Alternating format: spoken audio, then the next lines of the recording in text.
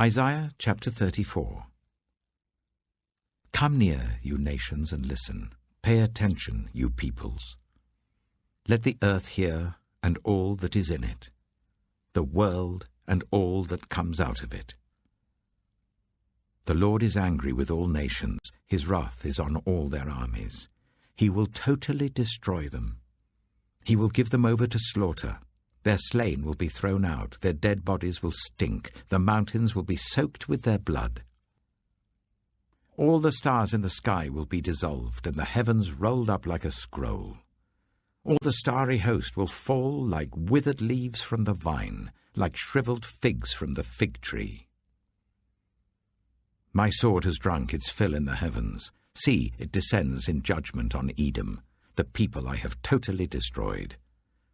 The sword of the Lord is bathed in blood. It is covered with fat, the blood of lambs and goats, fat from the kidneys of rams. For the Lord has a sacrifice in Bozrah, and a great slaughter in the land of Edom. And the wild oxen will fall with them, the bull calves and the great bulls. Their land will be drenched with blood, and the dust will be soaked with fat. For the Lord has a day of vengeance, a year of retribution, to uphold Zion's cause. Edom's streams will be turned into pitch, her dust into burning sulfur. Her land will become blazing pitch. It will not be quenched night or day. Its smoke will rise forever. From generation to generation it will lie desolate. No one will ever pass through it again. The desert owl and screech owl will possess it.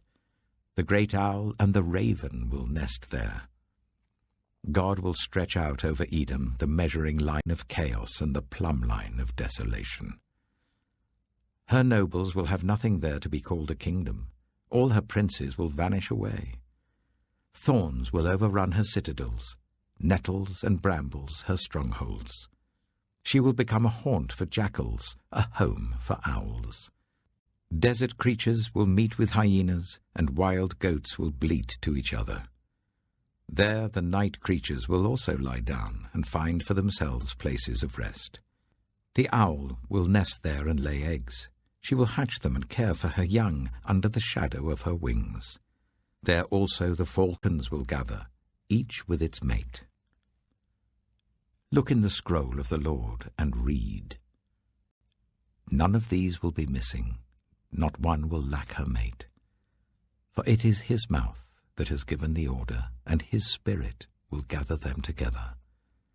He allots their portions. His hand distributes them by measure. They will possess it forever and dwell there from generation to generation.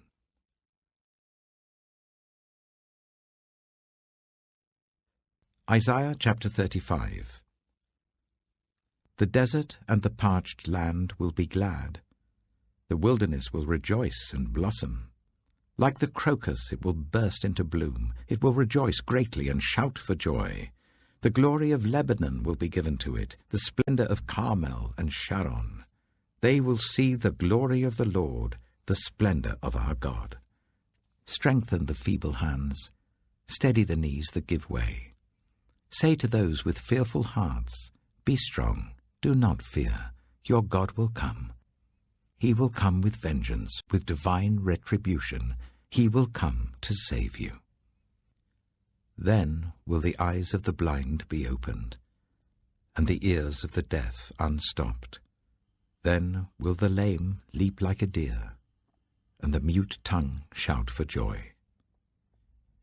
Water will gush forth in the wilderness and streams in the desert. The burning sand will become a pool, the thirsty ground bubbling springs. In the haunts where jackals once lay, grass and reeds and papyrus will grow. And a highway will be there. It will be called the way of holiness. It will be for those who walk on that way. The unclean will not journey on it. Wicked fools will not go about on it.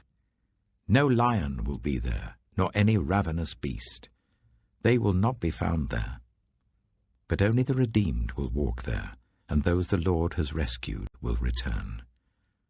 They will enter Zion with singing. Everlasting joy will crown their heads. gladness and joy will overtake them, and sorrow and sighing will flee away.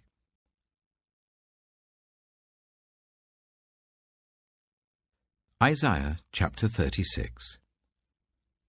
In the 14th year of King Hezekiah's reign, Sennacherib, king of Assyria, attacked all the fortified cities of Judah and captured them. Then the king of Assyria sent his field commander with a large army from Lachish to King Hezekiah at Jerusalem. When the commander stopped at the aqueduct of the upper pool on the road to the launderer's field, Eliakim, son of Hilkiah, the palace administrator, Shebna the secretary, and Joah, son of Asaph, the recorder, went out to him. The field commander said to them, "Tell Hezekiah, this is what the great king, the king of Assyria, says. On what are you basing this confidence of yours? You say you have counsel and might for war, but you speak only empty words. On whom are you depending that you rebel against me? Look, I know you are depending on Egypt, that splintered reed of a staff, which pierces the hand of anyone who leans on it. Such is Pharaoh, king of Egypt, to all who depend on him. But if you say to me, 'We are depending on the Lord our God,' isn't he the one whose high places and altars Hezekiah removed, saying to Judah and Jerusalem, 'You must worship before this altar'?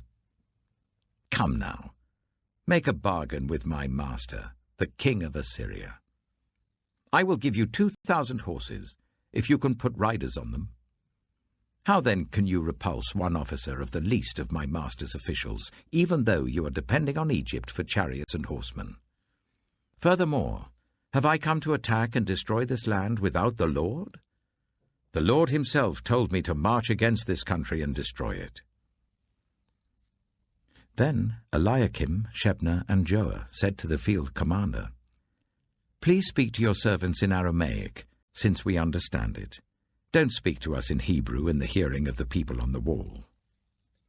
But the commander replied, "Was it only to your master and you that my master sent me to say these things, and not to the people sitting on the wall, who, like you, will have to eat their own excrement and drink their own urine?" Then the commander stood and called out in Hebrew, "Hear the words of the great king, the king of Assyria. This is what the king says. Do not let Hezekiah deceive you. He cannot deliver you. Do not let Hezekiah persuade you to trust in the Lord when he says, 'The Lord will surely deliver us. This city will not be given into the hand of the king of Assyria.' Do not listen to Hezekiah. This is what the king of Assyria says.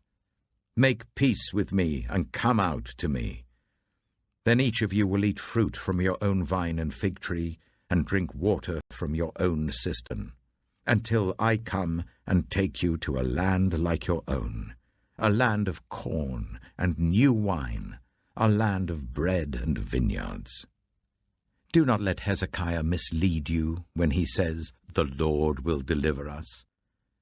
Have the gods of any nations ever delivered their lands from the hand of the king of Assyria? Where are the gods of Hamath and Arpad? Where are the gods of Sepharvaim? Have they rescued Samaria from my hand? Who of all the gods of these countries have been able to save their lands from me?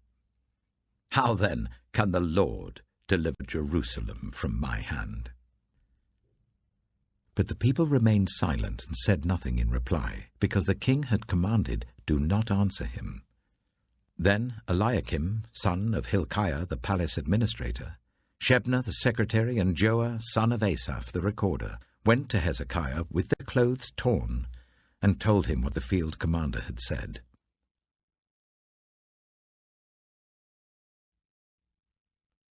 2 Timothy chapter 4. In the presence of God and of Christ Jesus, who will judge the living and the dead, and in view of his appearing and his kingdom, I give you this charge. Preach the word. Be prepared in season and out of season. Correct, rebuke, and encourage, with great patience and careful instruction. For the time will come when people will not put up with sound doctrine.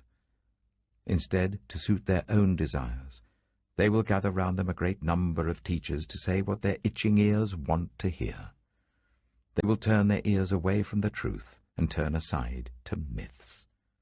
But you, keep your head in all situations, endure hardship, do the work of an evangelist, discharge all the duties of your ministry. For I am already being poured out like a drink offering, and the time for my departure is near. I have fought the good fight. I have finished the race. I have kept the faith. Now there is in store for me the crown of righteousness, which the Lord, the righteous judge, will award to me on that day. And not only to me, but also to all who have longed for his appearing. Do your best to come to me quickly. For Demas, because he loved this world, has deserted me and has gone to Thessalonica.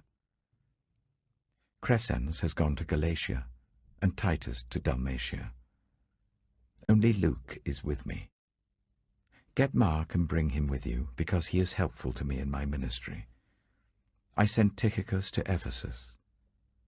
When you come, bring the cloak that I left with Carpus at Troas, and my scrolls, especially the parchments.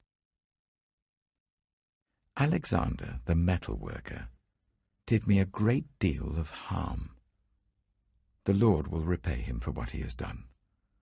You too should be on your guard against him, because he strongly opposed our message. At my first defense, no one came to my support, but everyone deserted me. May it not be held against them. But the Lord stood at my side and gave me strength, so that through me the message might be fully proclaimed, and all the Gentiles might hear it. And I was delivered from the lion's mouth. The Lord will rescue me from every evil attack, and will bring me safely to his heavenly kingdom. To him be glory for ever and ever. Amen. Greet Priscilla and Aquila and the household of Onesiphorus. Erastus stayed in Corinth, and I left Trophimus ill in Miletus. Do your best to get here before winter. Eubulus greets you, and so do Pudens, Linus, Claudia, and all the brothers and sisters. The Lord be with your spirit. Grace be with you all.